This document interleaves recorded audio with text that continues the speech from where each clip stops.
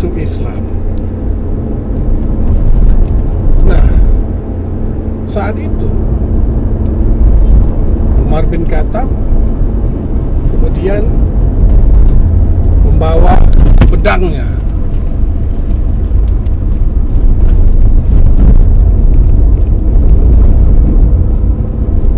untuk membunuh Nabi Muhammad.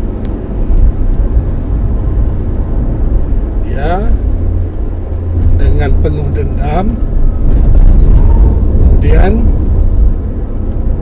menyarungkan pedangnya menuju rumah Nabi Muhammad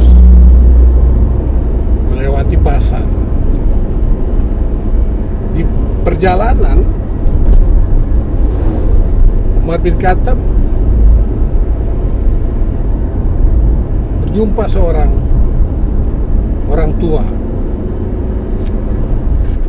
yang menegur beliau. Umar, dari mana kau dengan membawa pedang ini? Umar membalas mengatakan, akan kubunuh Muhammad karena dialah yang selama ini menjadi sumber masalah di Mekah.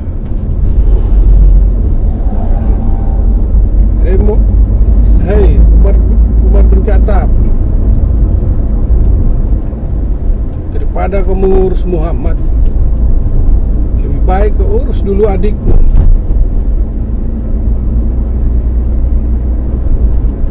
Adik Umar rupanya telah masuk Islam. Kemudian bertambah emosilah Umar bin Khattab mendengar informasi itu, mengurungkan niatnya untuk menjumpai Nabi Muhammad. Kemudian ia menuju rumah adiknya. Sesampai di rumah adiknya, Umar bin Khattab mendengar mereka membaca Al-Quran, sedang mengaji. Adik Umar, suaminya, dan seorang yang mengajarkan kitab Al-Quran pada saat itu. Kemudian Umar bin Khattab dobrak pintu dan adiknya menyembunyikan seorang yang mengajarkan kitab tadi, kemudian menyembunyikan lembaran Al-Quran di sela-sela kasur yang ada di rumah itu. Dengan penuh emosi, Umar bin Khattab masuk ke rumah, menegur adiknya, menanyakan apa yang kau baca dan apakah kau telah mengikuti Muhammad. Dengan penuh emosi, Umar bin Khattab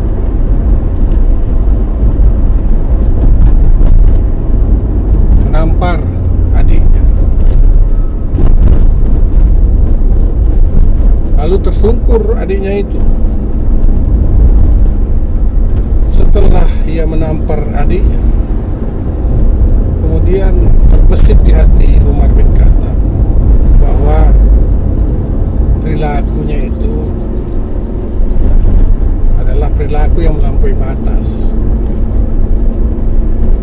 Karena sekeras-kerasnya Umar bin Khattab, dia adalah orang yang prinsipnya adalah orang baik, orang yang suka membantu orang lain, masuk ke perdamaian. Kemudian seketika itu Umar bin Khattab duduk dan menanyakan, apa yang kalian baca tadi? Dan melihat lembaran Al-Quran terselip di kasur. Kemudian diambilnya dan adiknya melarang, terjadilah tarik-menarik. Kemudian Umar mengatakan, biarkan aku baca.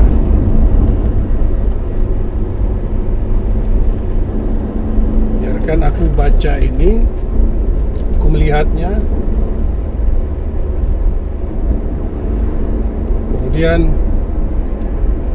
adiknya mengalah dengan suaminya. Nah, itulah yang dibaca oleh Umar bin Khattab, surah Toha.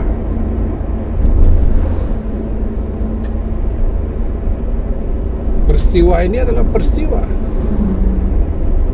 yang mengawali Umar bin Khattab penakluk Bizantium, penakluk Persia, bergabung bersama Islam. Dibaca oleh Umar bin Khattab, Toha ma anzalna alaikal Qur'ana litasqa. Artinya, sesungguhnya Al-Quran ini diturunkan kepadamu agar kamu tidak menjadi susah. Ila tazkiratan liman yahsha. Diturunkan oleh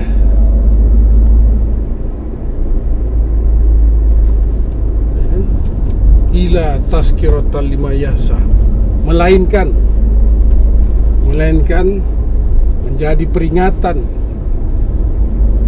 kepada orang-orang yang takut kepada Allah.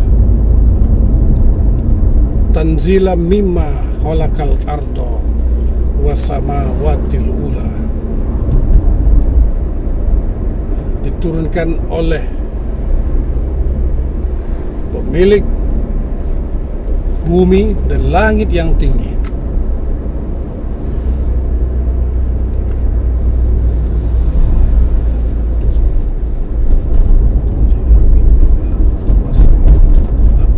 Ar-Rahmanu alal arsy istawa, yang maha pengasih,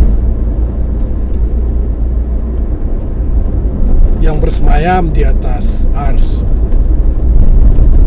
Lahuma fis samawati wa ma fil ardi, miliknya lah apa yang ada di langit dan apa yang ada di bumi.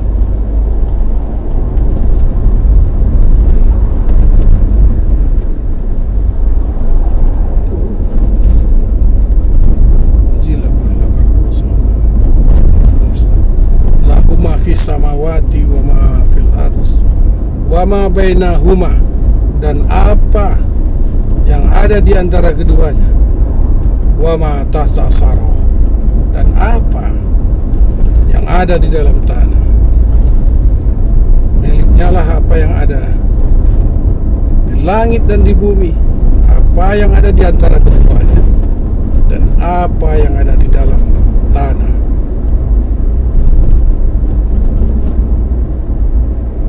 Wa in tajhar biqauli fa innahu ya'lamuna sirra wa ahfa. Apabila engkau mengeraskan suara, Dia mengetahui rahasia dan apa yang lebih tersembunyi.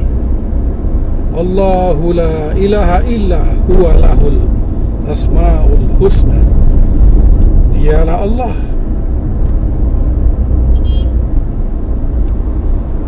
tiada ilah selainnya. Dia memiliki nama-nama sifat-sifat yang sempurna, yaitu Asmaul Husna. Nah, membaca surah Toha ini, Umar bin Khattab kemudian menangis tersungkur. Dia mengatakan, ini bukan dari manusia, ini datangnya dari Rabb bil alamin.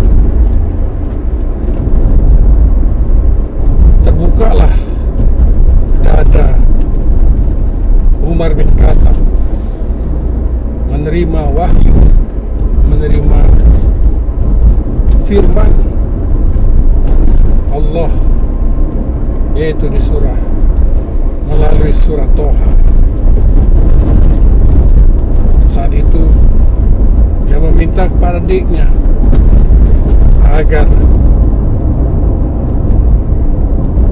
mengantarkan ke rumah Nabi Muhammad. Saat itu juga Umar bin Khattab langsung menemui Nabi Muhammad ke rumahnya. Tapi sebelum itu,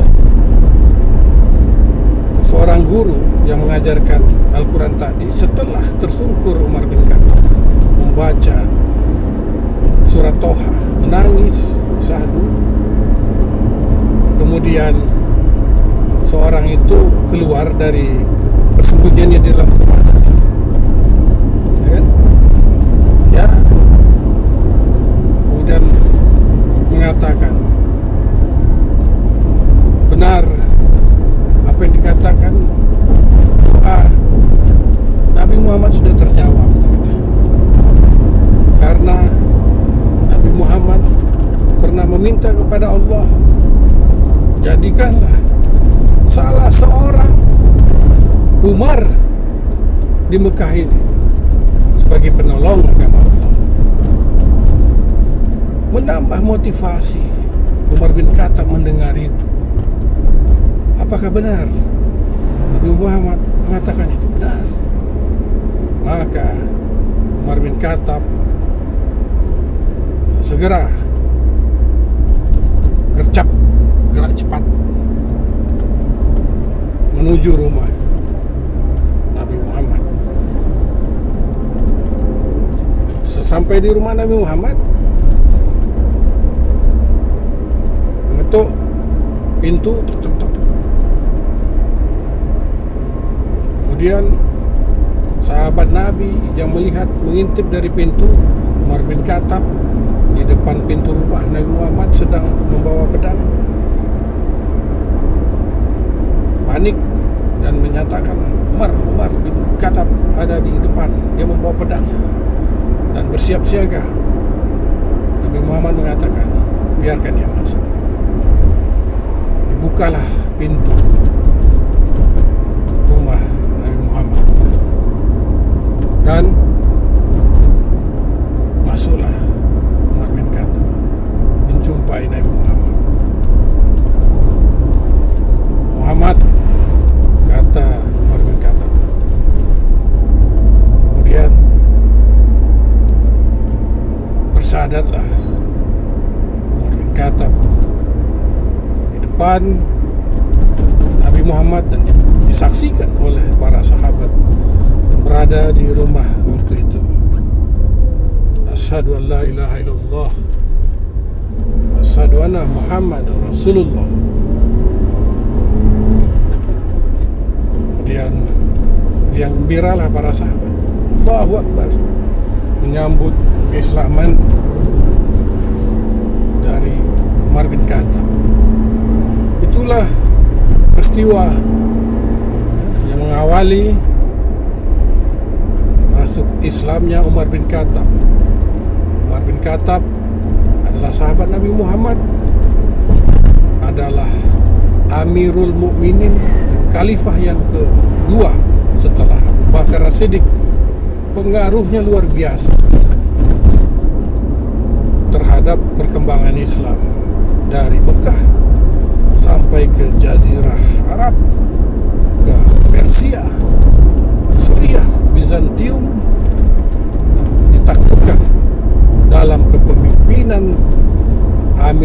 Mukminin, yaitu Umar bin Khattab. Peristiwa bahwa surah Toha sebagai media yang membuka hati, membuka mata hati, pikiran Umar bin Khattab untuk masuk Islam, untuk menegakkan agama Allah, sangat luar biasa.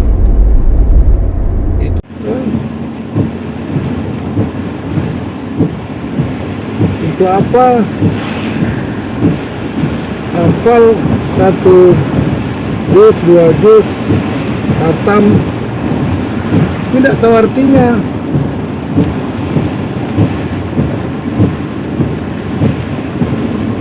Sama aja dengan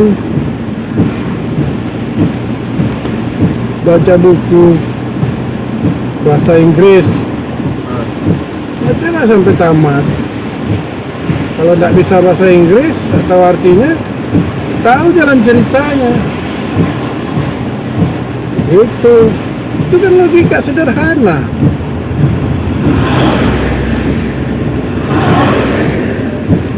Jadi bilang kok Al-Quran itu petunjuk,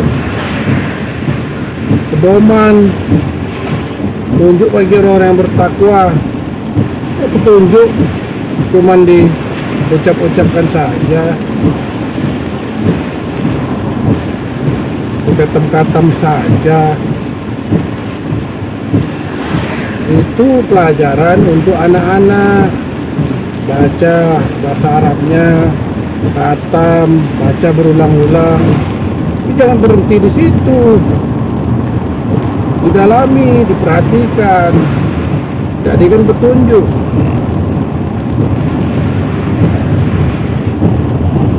Nah, petunjuk baca Al-Quran itu disebutkan dalam Al-Quran sendiri. Apakah kau memiliki mata tidak digunakan untuk melihat ayat Allah, memiliki telinga tidak digunakan untuk mendengar ayat Allah, tidak memiliki hati tapi tidak untuk memahami ayat Allah. Kamu kalau begitu sama seperti binatang ternak, bahkan lebih sesat lagi. Jadi mata, telinga, panca indera digunakan untuk ayat-ayat Allah, hati digunakan untuk memahami. Kenapa hati tadi? Karena ruh bersemayam di hati.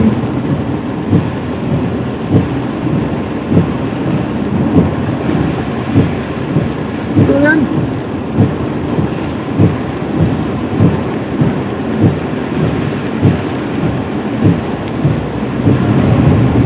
Jangan terlalu banyak alasan.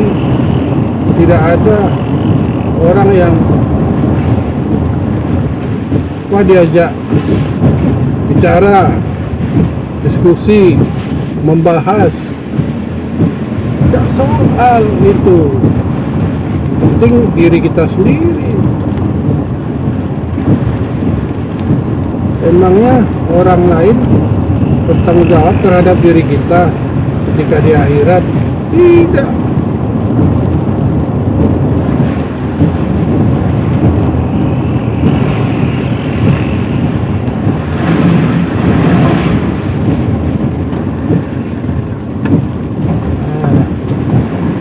Nah, itu kembali lagi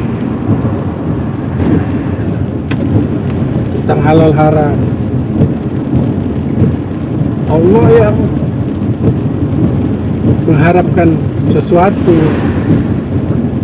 apa yang tidak diharapkan Allah jadi halal. Sepanjang sesuatu itu bermanfaat, baik, maka halal. Ketika sudah dia berdampak buruk negatif, maka itu haram. Allah mengharamkan yang buruk-buruk bagimu, berdampak buruk. Belum tentu sesuatu itu apa yang kita makan, apa yang kita hirup, apa yang kita hisap, apa yang kita kecap dan sebagainya, belum tentu sesuatu yang baik bagi seseorang. Baik juga untuk orang lain, bisa jadi buruk bagi orang, kebaik bagi kita. Nah, contohnya orang penyakit gula dengan orang yang tidak penyakit gula, diabetes, dia dilarang, dianjurkan tidak mengkonsumsi gula pasir misalnya. Maka itu baik bagi dia tidak mengkonsumsi gula. Tapi bagi orang yang normal tidak mengkonsumsi gula, bisa jadi staminanya turun. Sesuatu yang buruk bagi seseorang belum tentu buruk bagi orang lain, ya kan? Masuk di akal atau akal dimasukkan? Masuk.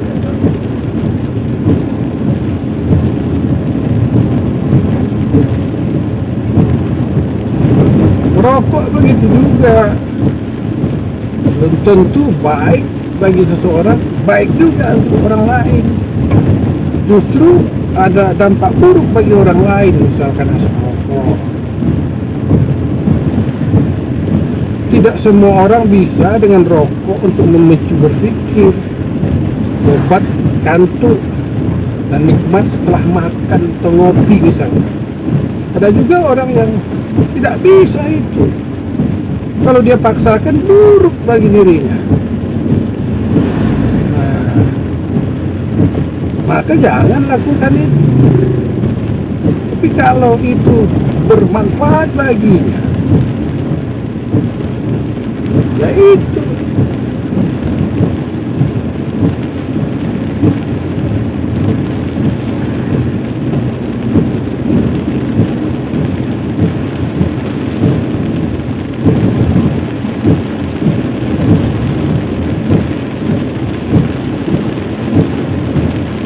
Hujan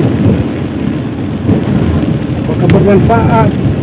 Jelas, secara global, secara umum, secara universal bermanfaat. Air hujan basahi bumi, menghidupkan bumi yang tandus, yang mati. Banyak yang ditumbuh kembangkan, yang dihidupkan dengan air. Bayangkan sebulan tanpa hujan, setahun tanpa hujan, panik manusia. Kemudian sholat meminta hujan, berdoa meminta hujan. Nah, ketika hujan, misalkan rutin hujannya hampir setiap hari, maka jangan berkeluh kesah. Kalau petani karet, jangan mengutuk hujan. Janari jadi nakia dimain, cari kesibukan lain.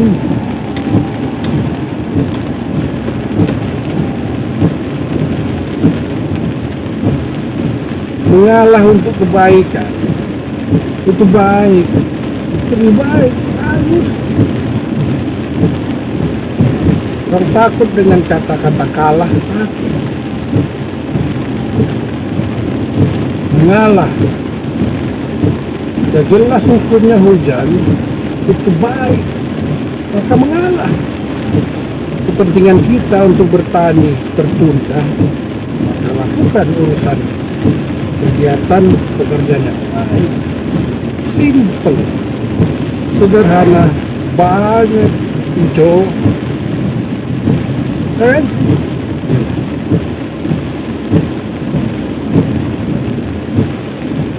Untuk hujan sama saja dengan anak yang ngutuk orang tua misalnya, dikasih makanan nasi, telur, besok telur, hari ini telur ayam, besok telur puyuh, besok lagi telur unta, besok lagi telur titik, telur terus, tak bersyukur.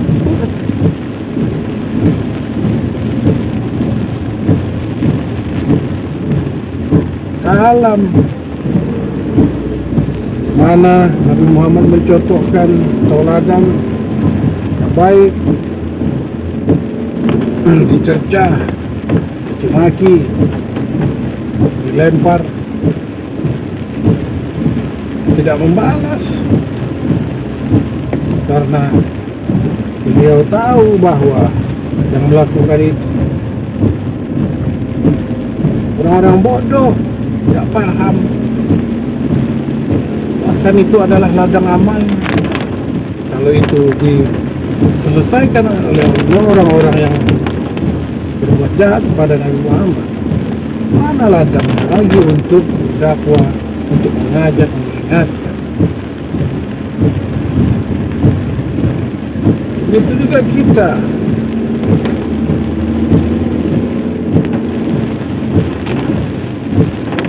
Gimana Yusuf, Nabi Yusuf mengajarkan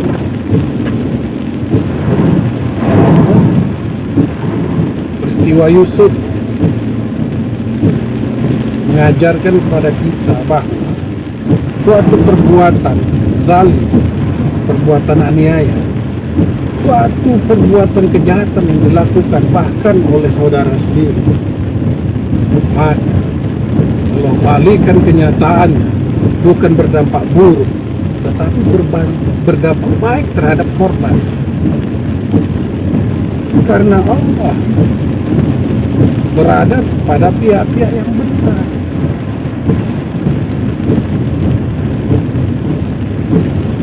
Tidak ada daya upaya Nabi Yusuf kecil untuk melawan saudara-saudara yang sudah besar, dewasa, kuat-kuat. Masukkan ke dalam sumur, sebelumnya dianiaya, dipukul, bahkan mau dibunuh, dicegah salah satu saudaranya, dan dimasukkan ke dalam sumur. Peristiwa selanjutnya dia dijumpai oleh saudagar, kemudian perjual belikan jadi budak. Pada saat itu zaman perbudakan, kemudian dia jalani, dia terus berdoa berharap pada Allah. Akhirnya dia menjadi bendahara kerajaan. Bukan karena jabatan bendahara itu mulia, bukan, tapi Allah menunjukkan bahwa meskipun hidup Nabi Yusuf menderita, pada akhirnya dia hidup senang dan kembali berkumpul pada saudara. Dan proses itu yang mengakibatkan asal muasal dari orang Yahudi, Bani Israel, 12 anak yang berkumpul di Mesir dan kemudian menjadi 12 suku. Kemudian berlalu masa, akhirnya diperbudak oleh Fir'aun, dan akhirnya pada zaman Nabi Musa kemudian diselamatkan kembali. Itu semua adalah kisah yang mengandung pelajaran dan pengajaran gitu. Lagi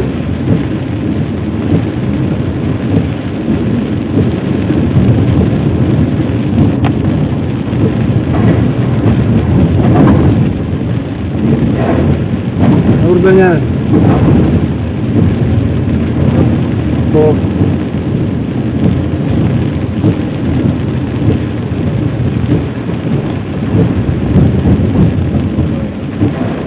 tahu Nabi Khidir ya boleh bertanya, karena tidak akan mampu untuk bersabar apa-apa yang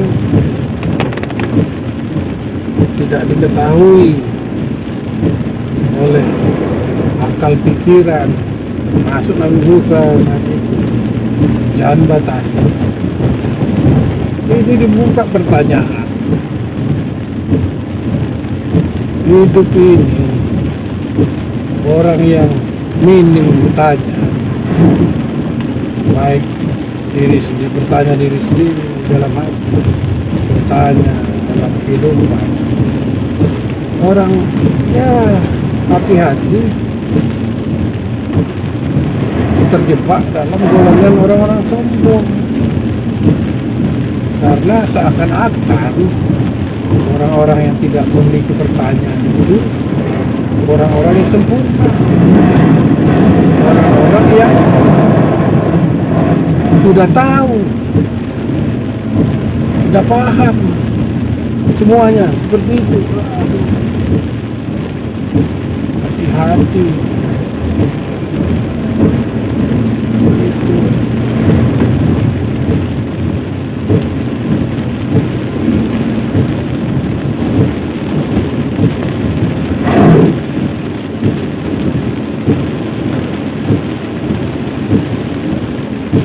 Jangan sampai hidup di zaman satu pertanyaan 1 juta. Pertanyaan jawabannya 1 juta rupiah. Tidak susah, gratis.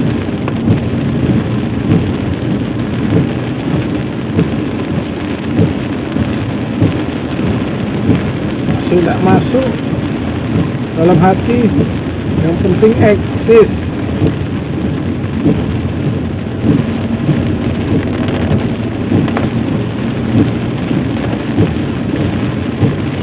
Perintahnya bacalah, Iqra.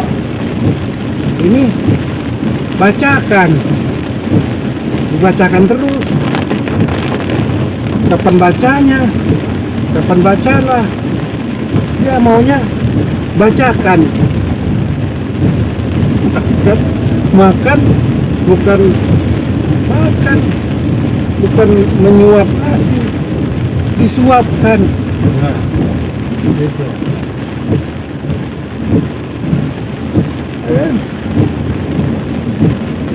Apa-apa.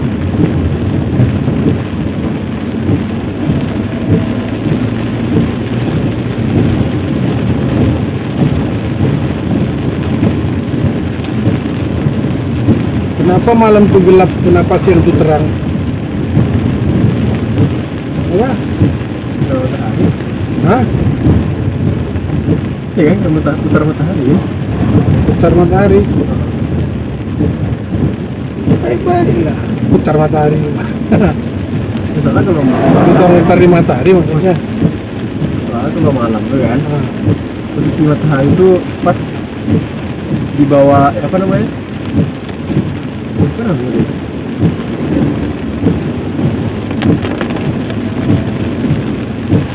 Posisi matahari pas di bawah kaki kita gitu. Ah, Itu posisi matahari dari dulu di situ aja. Dari abang kecil matahari tetap di jalan pepaya. putarnya. Jangan apa? Ada SKA di dalamnya. Gimana matahari lagi selain di Citra Plaza dan SKA?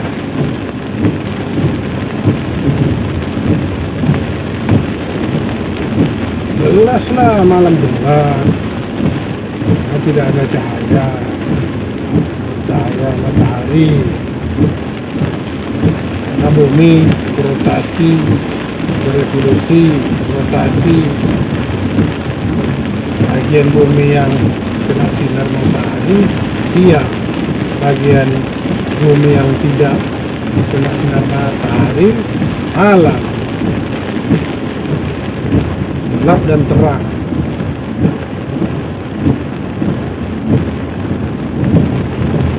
Bayangkan kalau sumber cahaya semuanya mati, matahari, listrik semua tidak ada, bintang gelap gulita. Bayangkan akhirat seperti itu, gelap, mana sumber cahaya. Dan ada cahaya, maka orang berjalan menuju cahaya tadi.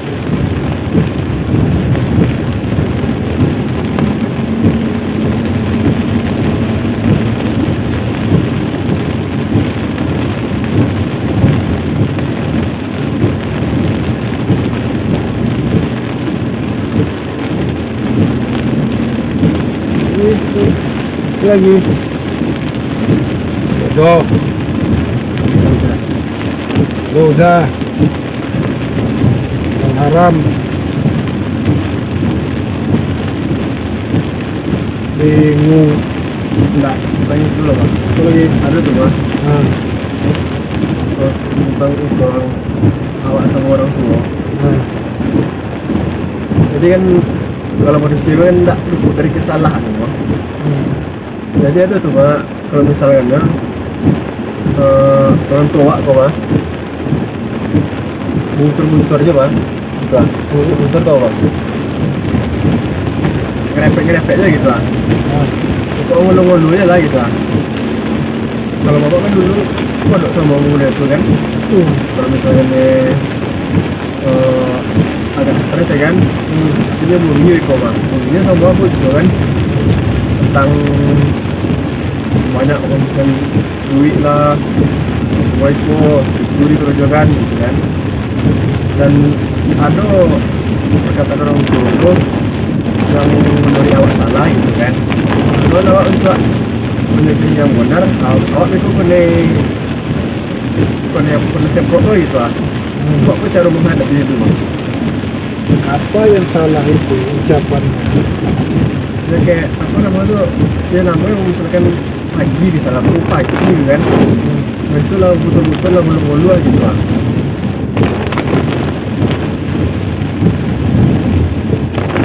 Yang salah itu Iya, menurut Yosef, yang salah itu. iya soalnya dia pagi baru kan, habis itu kayak apa namanya,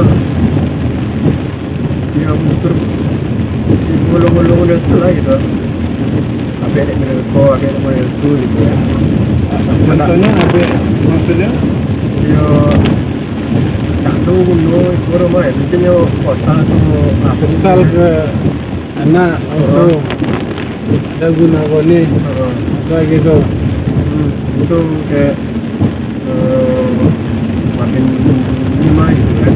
Itu kadang kalau dengan udah itu kan dia walaupun salah gitu pasti ibu juga dia, cuman kan dalam waktunya pagi model dulu kan enggak lo apa namanya di pagi baru memang baru kan nimbrung tuh hari ada gitu.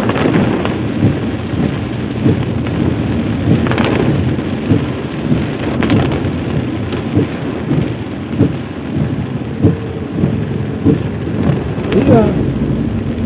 Jadi terhadap ibu bapak, orang tua,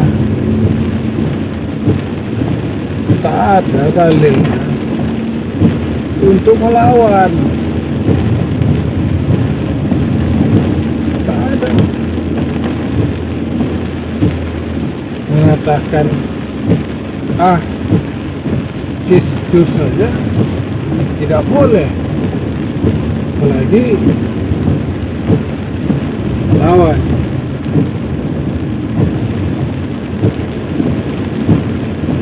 Karena orang tua seperti itu tentu menurut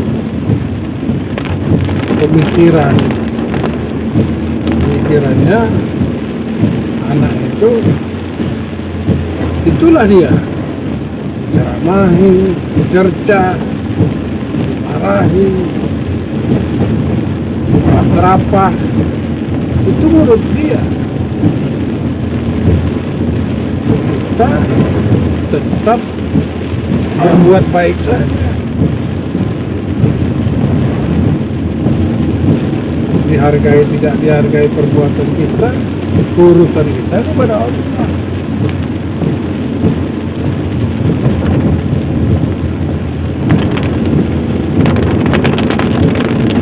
Kalau kita orangnya emosional, nanti tersinggung, takut marah, ya hindari saja, pergi sejenak.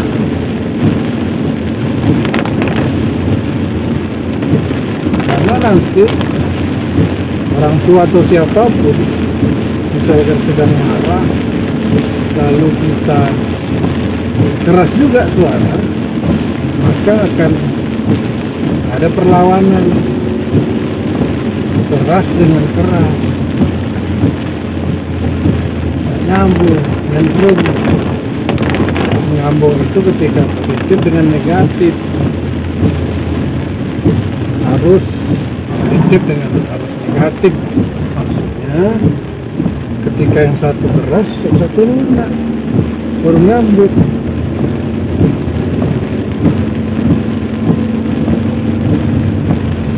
Diladeni ya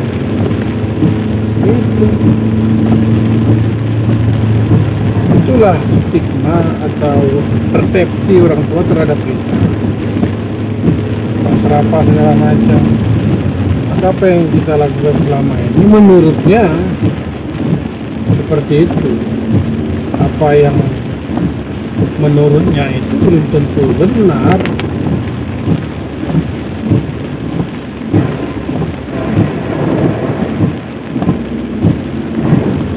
Patuh dengan orang tua, perintah Allah. Kecuali kalau orang tua sudah berlaku syirik, menghalang-halangi kita menyembah Allah, melarang untuk beribadah, maka tinggalkan. Tapi sepanjang di luar itu tak ada obatnya, maka marah dengarkan saja. Nah, kalau tidak tahan kemudian melawan cepat-cepat ingat Allah, kemudian cepat-cepat untuk bertobat. Maksudnya mengingat Allah, dengan mengingat Allah pasti menjadi tenang. Takutnya nanti orang tua marah, anak marah juga, lari, bertinju, macam-macam. Dengan zaman sekarang ini akibat perbuatan setan. Juga membunuh anak membunuh orang tua. Hal-hal yang luar biasa yang tidak terfikirkan, tidak beradab.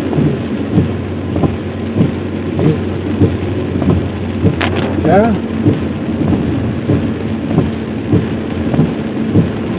bersabar-sabar, lakukan komunikasi dengan baik. Akan di rumah komunikasi dengan baik, diam-diam saja. Apa kebutuhan orang tua, minta apa, nah mau pulang istirahat dulu, bantu itu, komunikasikan, bicara. Kadang yang berbicara pun, kalau kita seseorang berbicara pun bisa jadi orang lain tersinggung dengan tensi atau frekuensi suara agak tinggi, tersinggung. Frekuensi rendah juga tersinggung. Berarti emosi, jiwa dari orang yang mendengarnya sedang bermasalah, maka tidak perlu dipaksakan untuk berkomunikasi saat itu. Kalau normal saja, maka komunikasikan, berbicara. Karena kalau diam-diam, anak berprasangka buruk. Anak diam saja, orang tua berprasangka buruk.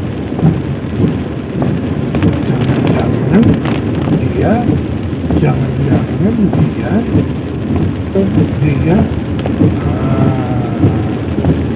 itu bisikan-bisikan setan di hati.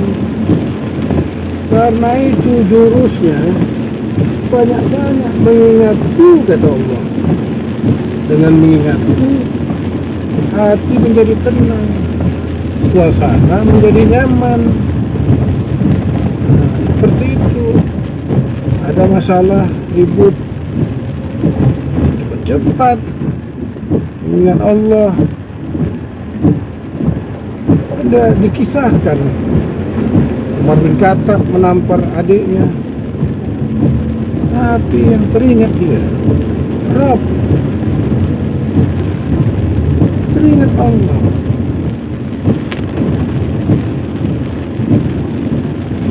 Begitu.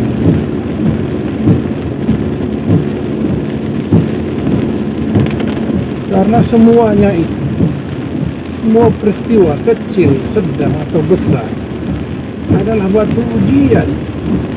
Bagaimana kita menyelesaikan sesuatu ini dengan baik, dengan benar. Baik belum tentu benar, benar sudah pasti baik. Kebaikan-kebaikan yang ada itu belum tentu dalam skop kebenaran, tapi kebenaran sudah pasti berada dalam skop kebaikan.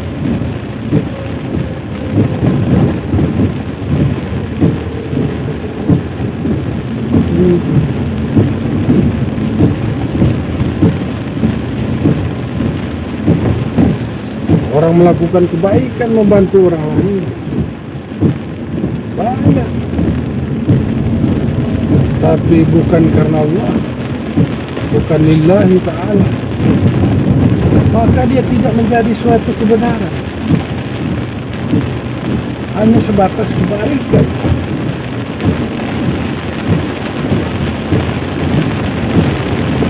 Maka lakukanlah segala yang baik-baik itu karena Allah.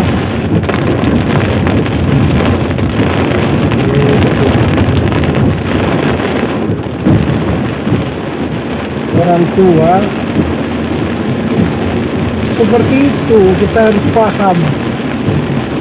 Kita juga pernah bayi, pernah kecil, remaja, dewasa, kemudian tua. Normalnya manusia seperti itu ketika umurnya panjang. Orang tua kita juga melalui fase-fase itu, bayi, anak kecil, remaja, dewasa, jadi orang tua.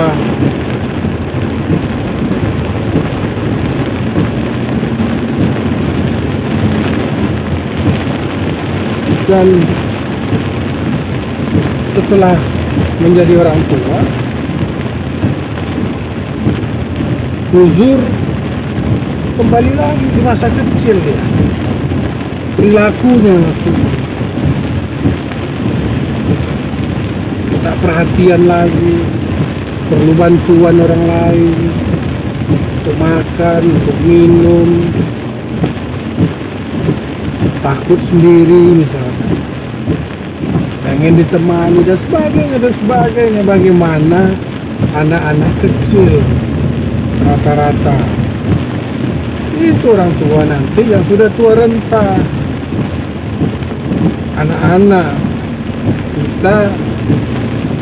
kita beri ngomong baik-baik sama anak kita misalnya, sudah memiliki anak, kita manja anak, kita sayang. Tapi itu juga orang tua yang sudah tua, renta, perlakuannya sama dengan anak kecil, bahkan bayi.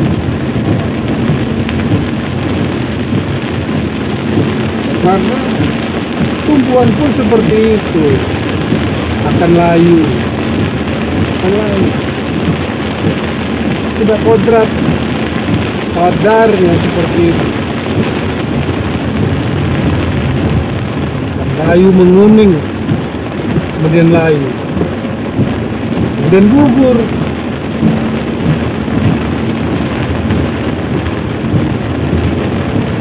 Ucapkanlah yang baik-baik orang tua, biar hatinya tenang. Dia manusia juga. Siapa yang lebih pintar saja sekarang, anaknya atau orang tua? Kalau anaknya lebih pintar, lebih cerdas, paham hidup, beriman, misalkan, udah katakan yang baik-baik. Udahlah,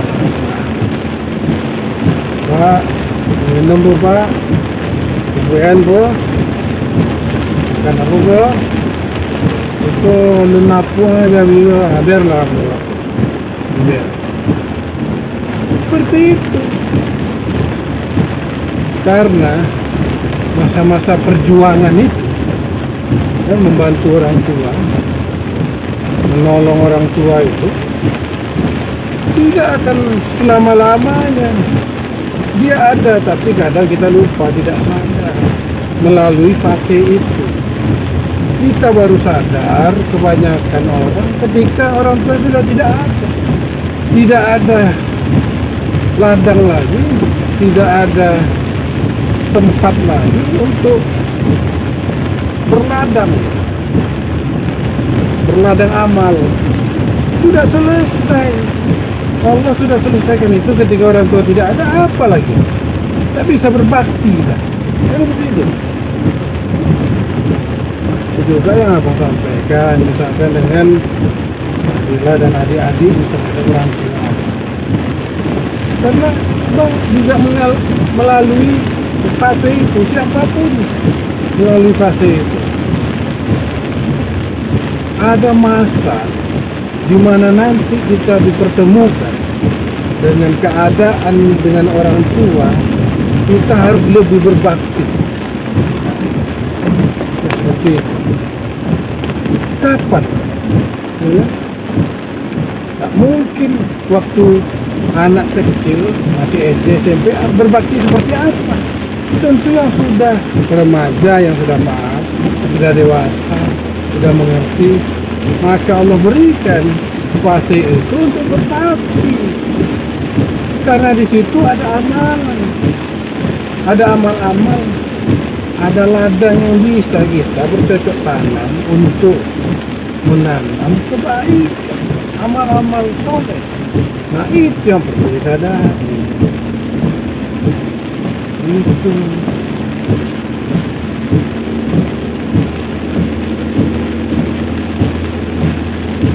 Kalau marah nanti kalau tak tertahan lagi, pada hari ini cepat-cepat mengingat Allah, istighfar, menghindar, istighfar, mengalah. Itu baik, sebuah prestasi. Benar orang diajarkan sekarang mengalah misalnya dengan menang, kalah dan menang. Orang semua diajarkan anak-anak untuk menang, tidak ada diajarkan untuk kalah.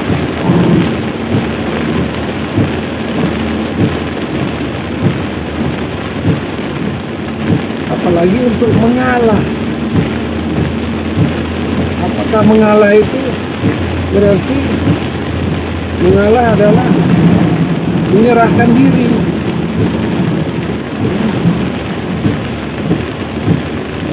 Mengalah. Misalkan terjadi peperangan antara dua pasukan,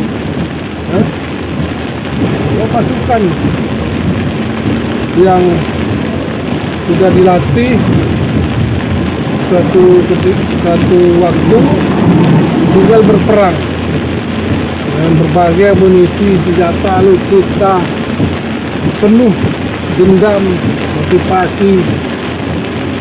Kemudian saat itu salah seorang panglima dalam pasukan itu memilih untuk berdamai, mengalah. Nah, di satu sisi peperangan tidak terjadi, nyawa banyak yang terselamatkan. Di sisi lain, orang beranggapan itu pengecut, kemudian sudah kalah sebelum bertanding, sebelum berperang. Selalu ada dua persepsi, dua kacamata terhadap suatu peristiwa itu. Maka sekarang kita selalu diajarkan untuk menang, ambisi. Orang tidak tahu bahwa tindakan mengalah adalah suatu kehormatan, kemuliaan.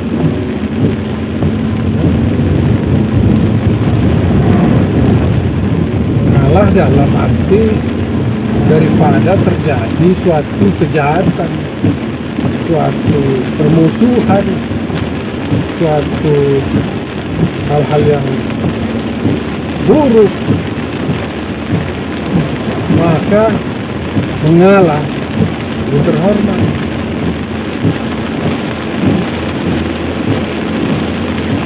Kita ini berlomba-lomba dalam kebaikan, berlomba-lomba dalam mengejar akhirat. Itu baru perlombaan. Maka upayakan menang, targetnya menang. Di mana nanti penjuriannya? Di akhirat. Medannya, arenanya ya di bumi ini selagi hidup. Berlomba-lomba dalam kebajikan. Kalau soal permusuhan, pertempuran, konflik, hal-hal dunia, mengalah lebih mulia. Bayangkan orang, misalkan ada dua orang yang ambisius, saling ambisius. Yang satu membeli mobil terbaru, misalkan awalnya memiliki Avanza, satu telah membeli Kijang Innova. Kemudian tak mau kalah, yang satu juga membeli Innova. Kemudian yang satu lagi membeli Pajero Sport. Satu lagi tak mau kalah juga, dibeli Pajero Sport. Kemudian terus yang terbaru, yang termahal, Lamborghini dan sebagainya. Begitu juga dengan barang-barang yang lain, harta-harta yang lain. Maka tidak, sudah. Tapi apakah itu kehebatan? Bukan. Jangan-jangan untuk mendapatkan sesuatu menzalimi orang, memakan hak orang dengan cara-cara yang curang, asalkan sesuatu yang diimpikan, yang ditargetkan itu tercapai. Nah, ini yang kita takutkan. Ini yang bahaya. Nah, kalau orang lakukan itu, banyak orang lakukan itu, jangan ditiru. Biarkan saja mereka berlomba-lomba dalam dunia yang tak ada habis-habisnya. saling sikut menyikut, dan jabatan, dan harta, anak, istri, keluarga, perhiasan, dan selesai. Dan itu bukan tujuan hidup, bukan cara berhidup seperti itu. Tidak ada saling tolong menolong, saling memakmurkan, merusak lingkungan, merusak semuanya, merusak lingkungan demi mendapatkan harta berlimpah, merusak hukum-hukum Allah.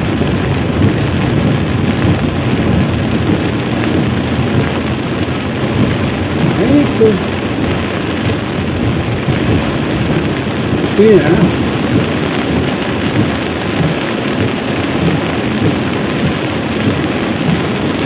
itulah keadaan manusia yang hidup begini.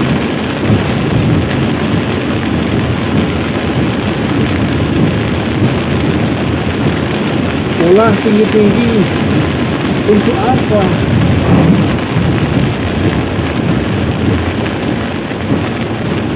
Untuk gengsi, untuk prestasi.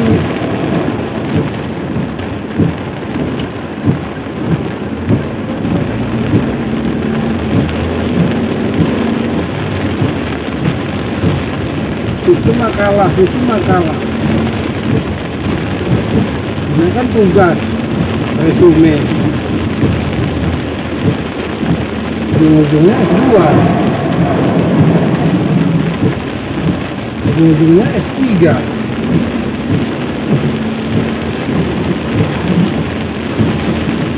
Ya.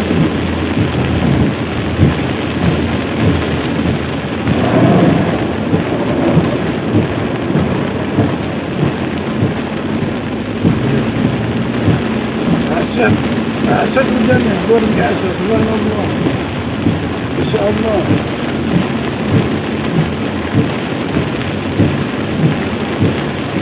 Itu hidupnya pakai hati, pakai petunjuk, jangan semau lu.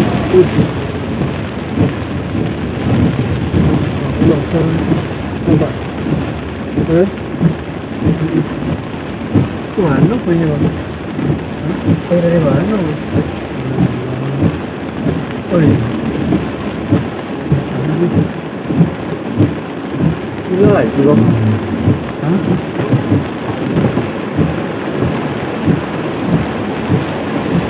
Gila lagi ya. Mana. Untuk patokannya orang itu selalu ke kanan, sorry bang. Hah? Sorry lalu bang. Nah sorry, itu ke kanan, selalu ke kanan tuh kan. Itu dari hati kok mah.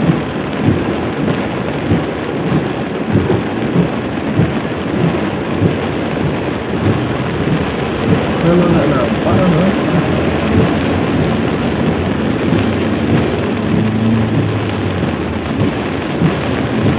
Oh. Dari hati ya bang.